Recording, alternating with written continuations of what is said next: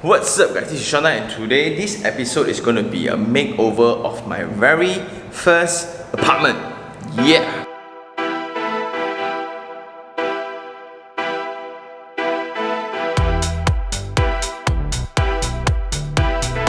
Today, because my tenancy just ended with my tenants, so I'm thinking of using this opportunity to also redo the whole apartment unit. And this episode is also to showcase, right? A lot of people think that property investment is a passive income. No. When I rent out the unit, it's totally empty, and it has been for like 5 years already with this group of tenants. There has been exchange of tenants all the time. And what I did is I let out room by room to increase my room rentals. So in total now it's like 1,001. Then as people stay long already, right, there's a lot of wear and tears involved. So the first problem is like, you see, they need to open the doorknob using the key only because this shit is not working already. Come follow me to a secret place where only the moon. Okay, so a little bit of context. When I bought this when I was that age, right, that was when the announcement of MRT was done. I had a budget that I can afford, meaning like, okay, I know I'm going to buy for investment. I know I'm looking for a property around 300 over 1,000, and I've been looking around in accordance to the train track. And when I came in, a lot of people have this perception of walk-up apartments, like, Sean, walk-up apartment, no value. But to me, that's the only thing that I can afford back then. So I'm considered very, very fortunate really to get tenants that is rather responsible already. So like anything happen, they will tell me, then they will actually fix it. Just that sometimes like plaster ceiling fell, so what they did is they just DIY a screw and papan and just whack. Yeah, don't know when's the last time they then doors like this. Then you look at the walls there, really can see like stains. This is also to portray and to manage the expectation of a lot of young audience, right? A lot of people think that, oh, I want to be a property investor because it's cool. It's cool, but it comes with some price. So it's either you have a lot of money. A lot of people say, I don't need to do it myself. Why you want to do it yourself? No money, man. I already spent almost all my savings, right, to get and pay the down payment for this property because I got it sub-sale.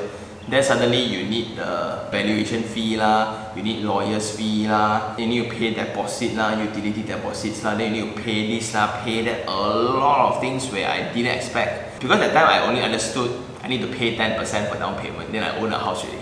Actually you need way more, which is around 18 to 19% cash. So I think that's all for the first round. So what you're gonna do now, my team is coming over. They will go through what needs to be done, get photo shooting for agents to put up on property portals to get it rented out. So stay tuned. Only the moon can see.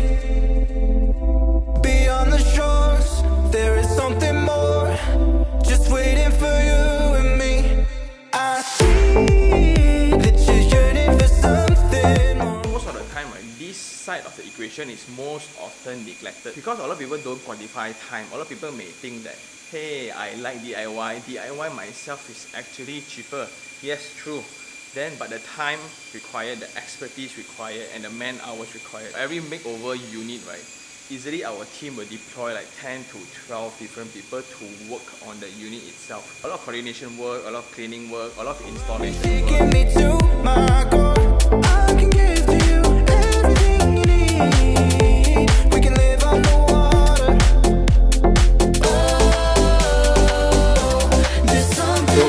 We are back in the unit and you can see that it looks more like a home than before lah. So what the team did is, first of all, they did the cleaning. A lot of work because 4 years and 5 years of tenancy, right? And always check the fridge. Actually in the fridge got a lot of things on. Then after that only they will focus on the designing of the space and they see what is required lah. But after you add in the dining set, the living set, right, the bedroom set, so then it looks way more complete and then you can demand for higher rental. The unit now, I can actually ask for 1,400 to 1,500 in the market for fully furnished units. And actually that's a very important concept to get your property cash flow positive. Meaning getting your rental return, right, above your monthly installment. Let's say your property number 1, your rental is actually 1,500 and your installment is actually 1,400 or 1,300, right? Then every month you're actually positive 200. So your positive 200, it improves your DSR, where the 200 can be declared as part of your income, meaning that when you are going for the application for your second unit, right, your financial status is actually better than your first application after the purchase of the first property lah. And some may argue like, ayo, you take 35 years lah, take 30 years lah, your bank going to make all the interest. But in my opinion, right, every month I'm making 200, so whether banks make theirs or not, actually I don't really care, because I'm actually leveraging on their facilities to actually make myself wealthier. So that's a very different concept. Be very comfortable with good loans, not bad loans. Bad loans are credit cards if you don't know how to use them. Bad loans are personal loans if you don't know how to use them. So I don't actually mind by having 5 or 10 properties like that, because all of them, as long as it's cash flow positive, then it's sustainable. So when I first invest in a property, it's with the mindset that I will buy something that if worst case scenario, nobody rent, I don't mind staying. If 7 years ago I didn't invest, I didn't make that decision to sign the papers, right, I won't be enjoying the result that I have now. So currently the price has increased compared to 7 years back. And using this example, right, I really want to encourage youngsters, right,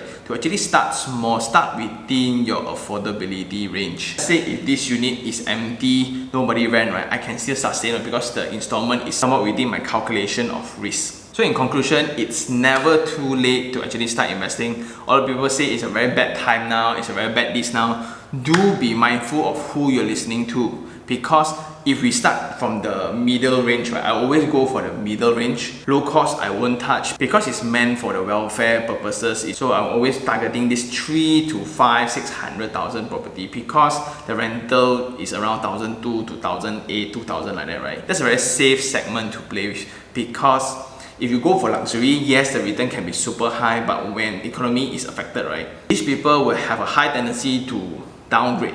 Then when times are good, those from the lower bracket will actually want to upgrade. So there will forever be demand in this middle section, and that's usually where I play lah, until I learn my lesson in one of the semi-Ds in Johor lah. So I think that's all for this episode. Hope you learned something, hope you like this vlog, and if you really like this video, like it, share it, and even subscribe for more information like this. Until next time, this is Xuan Tan.